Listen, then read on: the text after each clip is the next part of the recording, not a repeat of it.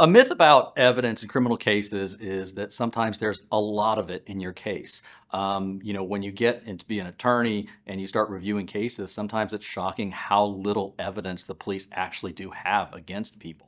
We'll see situations where there's a police report and that's it. And the police report is 3 sentences. You really think about it, let's say that a police officer gets called out to a scene and they go and they talk to one person and they talk to the other and then they make an arrest.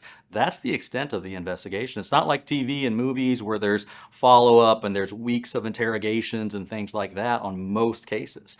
So, one of the big misconceptions is there's a lot of evidence in cases. A lot of times, there's not much against you. The two biggest mistakes that we see with people is one, they get themselves into further trouble because they start talking to the police about their case. Again, it's human nature to want to try to talk yourself out of trouble or defend yourself if somebody's making an accusation against you. But most of the time, the police have already made up their mind. You're gonna be arrested. You're gonna be charged. The only thing you're doing is possibly opening yourself up to further trouble.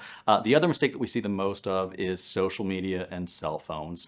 Everybody has everything documented on their cell phones these days, and for some reason, people are willing to give over their cell phones and give consent to searches on cell phones. At that point, the police have everything that you've been doing for months, if not years, and they use that against you in court.